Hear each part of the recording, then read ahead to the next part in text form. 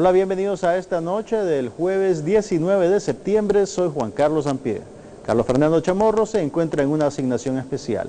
Hoy hablaremos con Alejandro Bendaña del Centro de Estudios Internacionales para analizar la situación siria y saber si los nuevos acuerdos de destrucción de armas químicas servirán como una salida para el conflicto que sacude a esta nación. También estarán con nosotros Leonor Zúñiga y Jonathan Allen para conversar sobre un congreso dedicado a analizar cómo la tecnología de información y comunicación ayuda al ejercicio de la ciudadanía. Pero antes, las notas del día. La ciudad de Managua amaneció conmocionada porque el sistema de transporte urbano colectivo empezó a circular con dos modalidades. La mayoría de los buses únicamente están admitiendo la tarjeta emitida por la empresa M-Peso y unos pocos están aceptando tanto la tarjeta como el pago en efectivo. La implementación de este sistema parece que agarró desprevenido a los usuarios que dejaban pasar las unidades que solo aceptan tarjetas. Pueden ver en estas fotografías del semanario Confidencial el ambiente en las paradas de bus y las rutas prácticamente vacías. A pesar del descontento de los usuarios, M-Peso sostiene que mantendrá su calendario original para implementar el sistema generalizado de tarjeta y que todo es cuestión que los usuarios se disciplinen al utilizarlo. Veremos cómo responde la ciudadanía ante estas medidas. En el plano internacional, el Papa Francisco sigue cortejando la controversia.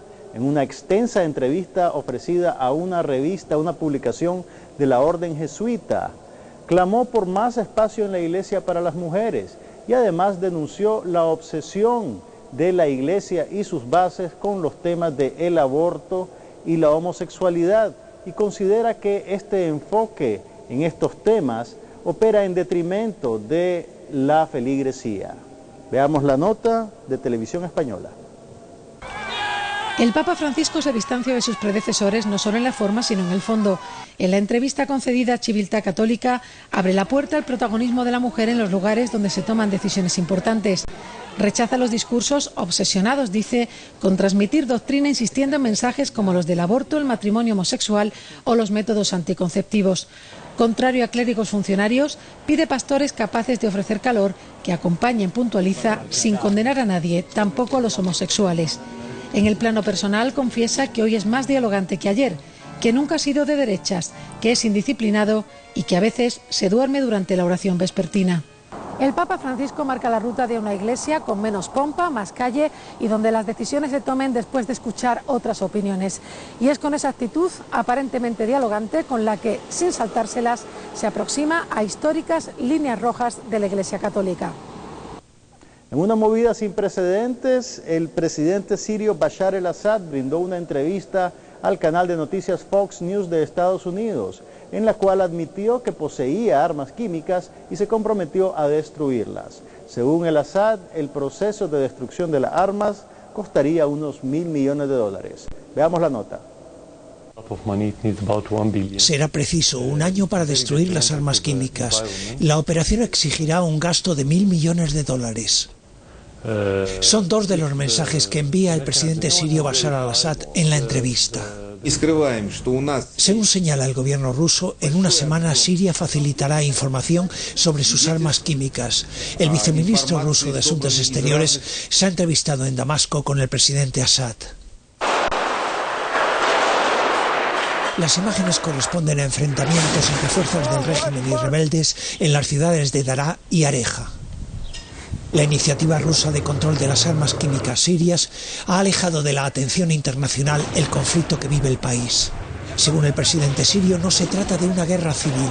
La califica como un nuevo tipo de guerra contra yihadistas de más de 80 nacionalidades, la mayoría, señala, vinculados a Al-Qaeda. En Estados Unidos, las críticas ante lo que se considera indecisión del presidente Barack Obama han llegado de sus dos últimos secretarios de defensa. Si el presidente decide un ataque a Siria, debería haberlo llevado a cabo, ha señalado Robert Gates. Y después de la pausa regresamos con Alejandro Bendaña del Centro de Estudios Internacionales para conversar si este nuevo capítulo en el conflicto sirio significa un camino hacia la paz.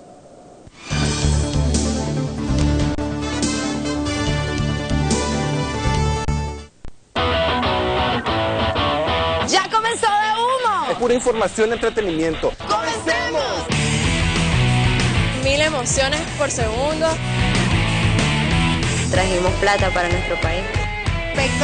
Para que me pone cuando la gente... Vamos a estar dando un concierto bien fiera. La mayoría de mi tiempo está ahí en el baile porque eso es lo que a mí me fascina. Aquí te vamos a presentar lo más de humo en tecnología. Yo quiero ser maquillista profesional porque me gusta crear personajes.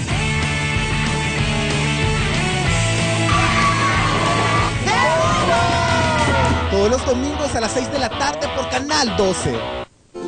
¿Y vos qué pensás? En algunas ocasiones creo que es lo mejor. Tal vez cuando sea una violación de una niña de 12 años. Por una malformación congénita en su bebé, yo creo que es mejor. ¿Cómo va a morirse la mujer y dejar a su otro hijo? Nace el niño y muere la madre. La ley no mira.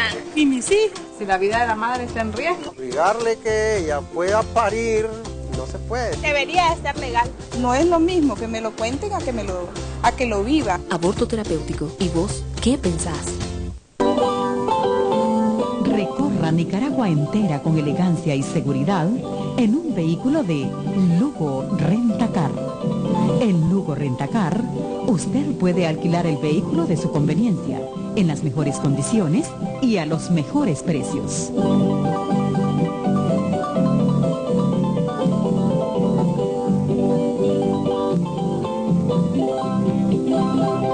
Hasta donde usted quiera llegar, Lugo Rentacar.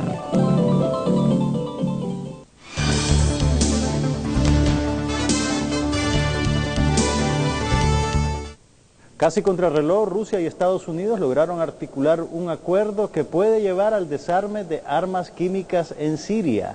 Pero no sabemos realmente si esto será una solución permanente hacia este foco de tensión. Y para conversar sobre este tema se encuentra con nosotros Alejandro Bendaña, directivo del Centro de Estudios Internacionales y experto en relaciones internacionales. Alejandro, gracias por acompañarnos. Alejandro, ¿la solución siria es patente? ¿Realmente este acuerdo puede disminuir la tensión en esa zona del mundo?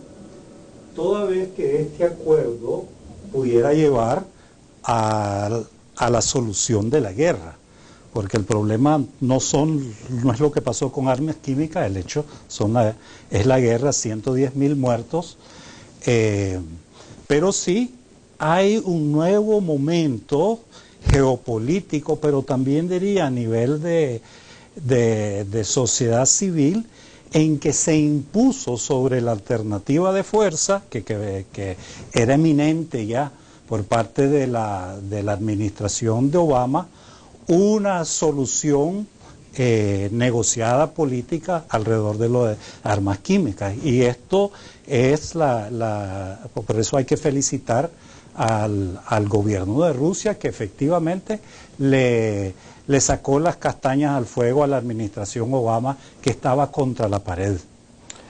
Según los flujos de información que recibimos en Nicaragua, pareciera que estamos regresando a un escenario de un mundo bipolar como el de la Guerra Fría, en el cual tenemos dos bandos, Rusia y Estados Unidos, que más o menos tercian sobre cualquier crisis que ocurre en el mundo. ¿Cómo se vive en esos países, más bien en Siria y en el Medio Oriente, esta situación? A nivel de gobiernos, efectivamente hay una resignación a que lo que digan los rusos, lo que digan Estados Unidos. Sin embargo, hay gobiernos locales que tienen intereses y recursos, como Turquía, como Arabia, incluso como la pequeñita Qatar, que inciden de sobremanera. Pero lo que descubrimos en el transcurso de los últimos 10 días es que también se impuso otra polaridad, lo que una vez se llamó la otra superpotencia, la opinión pública internacional. Es decir, cuando el gobierno inglés se ve impedido por el Parlamento de coparticipar en el ataque militar, y eso a su vez fue producto de manifestaciones, de presiones sobre el mismo Parlamento, Obama tiene que dar un paso atrás, consulta al Congreso, y en Estados Unidos se dio un fenómeno extraordinario que no se había visto en 20 años. El sentimiento antiguerra le cayó directamente a los congresistas, y Obama tuvo que consultar al Congreso, cosa que no se hace en Estados Unidos desde hace 20 años para asistir a una guerra. Y el repudio, la negativa para este ataque militar fue tan contundente que efectivamente no pudo avanzar. Y es en ese momento que Putin introduce muy hábilmente, le tira esta cuerda de decir, bueno, vamos con un plan que se dirija a la destrucción de los arsenales químicos de Siria. Entonces hay un respiro. Podemos celebrar que hubo una movilización de nivel de sociedad civil impresionante, incluso aquí en Managua, y todo eso pesó, pero por el otro lado, Estados Unidos, mantiene latente la amenaza de volver a un ataque militar. Y dicho sea de paso, eso es violación de la Carta. Todo lo que es amenaza, el uso de fuerza. Segundo, el acuerdo que se está negociando, desmantelar armas químicas, lo sabemos por la experiencia en Irak, que es algo tremendamente complejo. Más aún en un país que todavía está en guerra, así que eso se puede descarrilar. Tercero, que el problema no es simplemente armas químicas en Siria, el problema es este tipo de armamento en la región. Y ahí tenés que abarcar necesariamente a Israel, quien todo el mundo lo sabe, tiene unos enormes depósitos de armas químicas, incluyendo el fósforo blanco que utilizaron en Gaza hace unos años, además de él, es una potencia nuclear. De manera que si vamos a hablar de una solución a la problemática de la región, incluyendo Irán, necesariamente hay que pedir la eliminación no solo de las armas químicas en Siria, sino su producción, su depósito, cumplir con la Convención sobre Armas Químicas, que ni Estados Unidos lo ha hecho tampoco a plenitud. Entonces pasar de este momento, aprovechar el momentum que existe para ir de lo de las armas químicas a la guerra en Siria, a la problemática de la región y, en el mejor, más optimista de los casos, que el Estados Unidos comprenda de una vez por todas que su credibilidad no depende de andar bombardeando un pueblo u otro, su credibilidad depende en poder usar la diplomacia y llegar a soluciones políticas, tal como dice el derecho internacional. ¿Este acuerdo no sirve también para oxigenar de alguna manera a al-Assad y tal vez extender la crisis en Siria? Se ha criticado eso, que simplemente le va a permitir moverse, pero de todas maneras hay un problema objetivo, que es que las armas químicas, que no solo están en manos de Assad, sino de algunos de los grupos, puedan desparramarse por la región. Segundo, el gran interés, y en eso coincidían Estados Unidos y Rusia, es que las fuerzas, cada vez más las fuerzas que están en contra de Assad están más dominadas por los elementos pro Al-Qaeda, por Al-Nusra y algunos extremistas, que incluso se están dando a tiros con otros elementos de la oposición. Y a estos nadie los quiere ver en el poder y no quieren que se dé un vacío en la misma Siria. De manera que si vamos a una solución negociada, como se está planteando,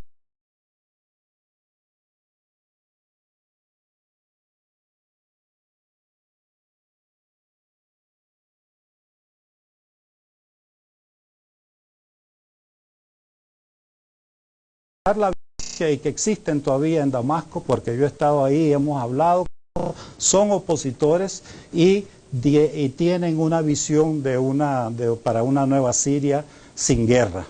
¿Sabremos algún día quién es el responsable del ataque que cobró la vida de 1.400 personas y que sirvió como detonante a toda esta escaramuza? Pues el informe de Naciones Unidas tenía un mandato muy claro, no es decir quién lo hizo o quién no lo hizo, sino que si se usaron. Ahora sí sabemos que se emplearon este tipo de de armamento. A partir de eso, Estados Unidos, Francia e Inglaterra inmediatamente dijeron fue el régimen. Rusia no saca esa conclusión y quienes lo leen pues fueron muy cuidadosos en la ONU para decirlo, pero sí fueron empleados y todo el mundo ahora está de acuerdo que este tipo de armamento hay que destruirlo de una vez por todas, pero también a nivel de la región para que sea efectivo. ¿Puede servir esto para que al-Assad se reinvente como personalidad? Parte hace unos cuantos días vimos cómo desfiló en frente de los medios norteamericanos dando entrevistas, que es algo, creo yo, sin precedentes. Es que está descubriendo y efectivamente el papel de la diplomacia pública, de las comparecencias ante los medios. Y también tiene que presentarse como expresión de una corriente. No es un régimen que está aislado a lo interno del país, representa determinada... Hay un sector económico, político, tribal que lo apoya y casi incondicionalmente. Pero por otro lado, él ya está claro que tiene que haber algún tipo de transición política, que tiene que haber un sistema que sea menos autoritario. Entonces, aquellos que se plantean que tiene que salir del escenario totalmente para que haya la paz, simplemente están haciendo votos para que se extienda la guerra indefinidamente. Aparte del hecho que, en términos puramente militares, Assad lleva la ventaja, lo cual siempre planteó la interrogante, bueno, si iba avanzando en lo militar, se iba avanzando en la diplomacia pública, ¿por qué se metió a armas químicas? No hay lógica, sobre todo si venían inspectores. Una hipótesis es que dentro del régimen hay unos sectores que son más duros que el propio Assad, algunos que tienen están fuera de su control. Y es posible que por ahí salió una orden, pero eso es simplemente una hipótesis que se maneja. Vos has tenido contacto con organizaciones no gubernamentales basadas en Siria. ¿Cómo ven ellos este desarrollo de los acontecimientos? ¿Les da alguna esperanza? Sí, efectivamente. Los rebeldes, la oposición armada, ahorita está totalmente descorazonada. Pensaban repetir el escenario de Libia. Se metía a Estados Unidos, se metía la OTAN y les daba cobertura militar y se acababan la casa, como, por así decirlo. Exactamente, y se terminaba al estilo Gaddafi. Eso ya no va a ocurrir. En parte no ocurre porque ocurrió en Libia y los chinos, los rusos y las mismas opinión públicas tomaron nota de que no vamos a caer en la misma trampa dos veces. De manera que hay sectores que quieren ir ya a la mesa de oposición, y dicho sea de paso, así nos lo dijo el gobierno cuando estuvimos ahí, nosotros ya estamos listos para participar en una reunión para discutir un cese al fuego, una transición política, etcétera. Quienes tenían desacuerdos internos era la misma coalición de militares, porque Arabia Saudita apoya una facción, Kuwait otra, Turquía la tercera, los Estados Unidos le tienen miedo a los de Al-Qaeda, así es que ahí hay una incongruencia que tal vez los mismos occidentales pueden ayudar a hacer mayor cohesión y coherencia. En Estados Unidos la oposición republicana ha capitalizado la manera en que esto se ha desarrollado y acusa a Obama de ser un presidente débil y enclenque porque no se lanzó al ataque, básicamente. ¿Es esa una lectura acertada, te parece? ¿No es esto acaso un triunfo de la diplomacia de Obama? No. Efectivamente hay un sector guerrerista en el Congreso y en los círculos de poder norteamericanos, muy antirruso, muy anti-Putin, pero lo increíble es que cuando se hizo el sondeo sobre si había apoyo en el Congreso para un ataque militar, la mayoría de los republicanos estaban diciendo, miren, la cantidad de llamadas, la cantidad de correos electrónicos, las protestas que se están dando, a mí no me permiten, mi cuerpo de electores, votar a favor. De manera que gente como McCain se quedó totalmente solo. Incluso hay una escena en que él está ahí en su distrito y la gente lo tenía arrinconado diciendo no queremos de guerra y él tratando de persuadir. De manera que este sector ha sido golpeado, pero también ha sido golpeado Obama porque perdió el liderazgo y tal vez es mejor porque entre más en Estados Unidos, entre más humilde sea su diplomacia, va a ser más efectiva. Entre más coopere genuinamente con Naciones Unidas, que sale fortalecida ahora, y con la Unión Soviética y los gobiernos, en la medida que escucha su propia opinión pública, va a haber una credibilidad más legítima de Obama y de los demócratas. Y puede ser, ojalá sea la base de un nuevo tipo de consenso y que se acabe el falso consenso antiterrorista. Veamos el otro lado de la moneda. ¿Qué gana Putin en este contexto? Rusia viene de recibir muchísimas críticas por la represión oficial en contra de lesbianas y homosexuales. Ahora Putin se presenta como un gran líder en la escala internacional. ¿Sale ganando? ¿Compensa una cosa a la otra? Bueno, en términos de Putin fue muy hábil. Él a nivel geopolítico es una estrategia muy hábil. Para defender los intereses de su gobierno, para defender lo que ellos dicen es el papel legítimo que Rusia debe tener en los asuntos mundiales y en el Medio Oriente.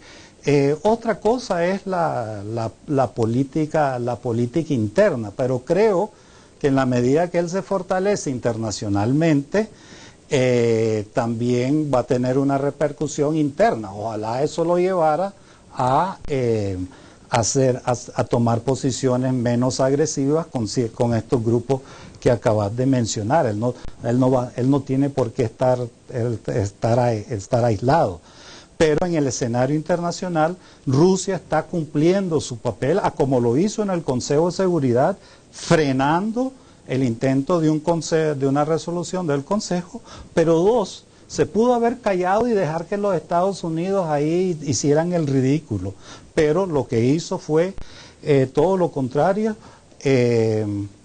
presentar un plan que la administración Obama se lo debe haber agradecido de sobremanera y tal vez reencauzar un poco las relaciones bilaterales. Acordate que tienen muchos puntos de coincidencia también, pero por fin pues es la primera vez que estamos viendo opinión pública internacional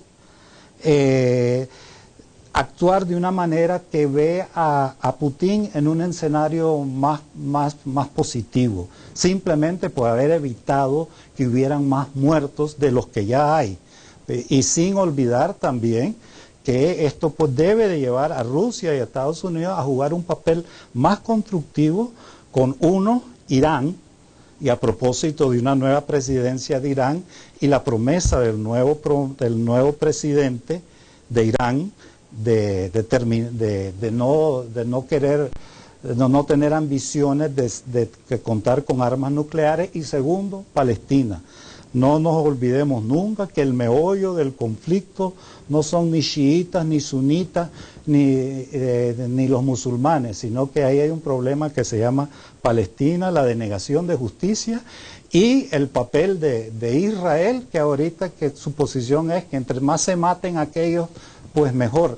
Pero hay esa es la carta que todavía nadie puede controlar, porque puede querer aprovechar este caos como para mantener su hegemonía sobre ciertas partes de territorio sirio que continúa ocupando en las alturas del Golán, o bien su influencia en Líbano. Alejandro Bendaña, muchísimas gracias por compartir tus impresiones, y en otra ocasión podremos seguir hablando de Israel y Palestina, y además de la cuestión siria, que no se está resolviendo a corto plazo, a pesar de que la posibilidad de una guerra parece a verse aliviado. Vamos a una pausa y regresamos para conversar sobre las tecnologías de información y la ciudadanía.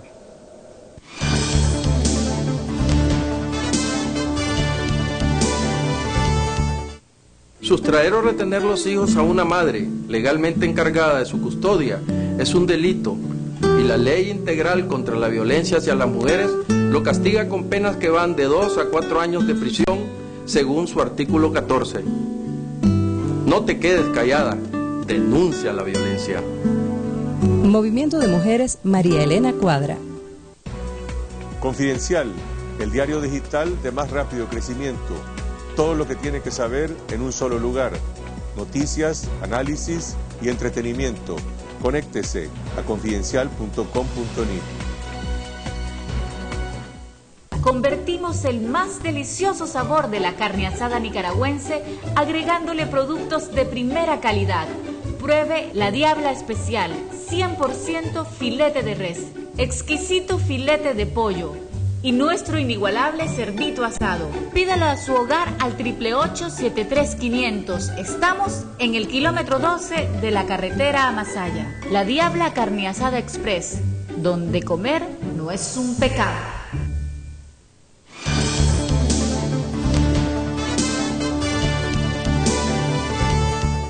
El próximo martes 24 de septiembre tendrá lugar en la Universidad Centroamericana la Conferencia Internacional de Tecnologías de Información y Comunicación para Gobernabilidad. Para conversar sobre este evento se encuentran con nosotros Jonathan Allen, director del programa Global Communities en Nicaragua, y Leonor Zúñiga, socióloga y activista de N2.0, que será uno de los expositores del evento. Gracias por acompañarnos. Gracias a vos. Gracias. Este evento está destinado a crear conciencia sobre las posibilidades de la tecnología para, digamos, crear oportunidades de activismo para la gente, ¿o tiene algún otro objetivo en particular? No, es básicamente eso, es para trabajar con las organizaciones socios de nuestros programas, pero también en términos generales con las organizaciones de la sociedad civil aquí en Nicaragua, es promover intercambio de experiencias y buenas prácticas de las TIC en la gobernabilidad con la finalidad de promover la utilización de las tecnologías de información y comunicación para tener mayor nivel de incidencia y efectividad en la participación ciudadana. Leonor, la oportunidad de recurrir a la tecnología para tener incidencia, ¿qué tanto depende de las oportunidades que creen los gobiernos locales o el gobierno central, o qué tanta autonomía pueden tener los ciudadanos a la hora de recurrir a ellas? Dependiendo de los ejemplos que tomas a nivel nacional o internacional, puedes tener diferentes respuestas. Pues en gobiernos que, por ejemplo, parecen muy cerrados y todas las redes sociales han permitido llevar las demandas y posicionarlas, hacerlo más efectivo, digamos. Pero lo interesante, creo yo, de esta charla es esa mezcla entre gobernabilidad, que realmente la gobernabilidad se trata de qué capacidad tiene un gobierno o un Estado para responder a las demandas de la ciudadanía, y que esta respuesta a las demandas por lo general viene de que abramos el espacio de discusión, de que abramos un espacio político para que sector público y privado hable. Entonces, cuando metemos este tema con nuevas tecnologías, y en mi caso enfocados en las redes sociales, lo que estamos diciendo es: nos están sirviendo esto para que nosotros posicionemos mejor nuestras demandas, para que el gobierno nos responda mejor a nuestras demandas, para que establezcamos este espacio público. Esa precisamente, creo yo, un poquito de la respuesta que queremos encontrar en esta conferencia. Yo creo que a nivel local podemos ver buenos ejemplos. Por ejemplo, yo me voy a enfocar en la parte de redes sociales, movimientos sociales y jóvenes, que es como un tema que combina mi activismo con el 2.0 y también con que soy socióloga, ¿verdad? Y, por ejemplo, ahí voy a hablar de ejemplos como Misión Voz Aguas, que es una organización que ha sido muy exitosa en plantear su problemática, en vincularse con grupos de jóvenes, y que ha hecho un uso muy bueno de las redes sociales. Pero queda después la pregunta, es qué tanto esta demanda en que han logrado plantear públicamente tiene respuestas del gobierno. Esa, creo yo, es una pregunta muy valiosa que hacerse en este momento. Yo todavía no tengo una respuesta clara a esa pregunta, pero definitivamente pues hay dificultades ahí serias que tenés que hablarlo, pero en el marco de esto, pues de si realmente las redes te están haciendo este trabajo de activismo más efectivo. Jonathan, en términos de conectividad, Nicaragua está a la saga en la región centroamericana. ¿Eso compromete la efectividad de esta herramienta a la hora de utilizarlas para el activismo ciudadano? Es un reto, ¿no? Yo creo que Nicaragua está como 125 en los países en términos de niveles de conectividad aquí en el país. Entonces es un reto, ¿no? En los lugares donde estamos trabajando nosotros, en Chontales, Río San Juan, en La Raz, es mayor aún las dificultades y la falta de infraestructura básica que permiten poder lograr utilizar las TIC, ¿no? en la participación ciudadana.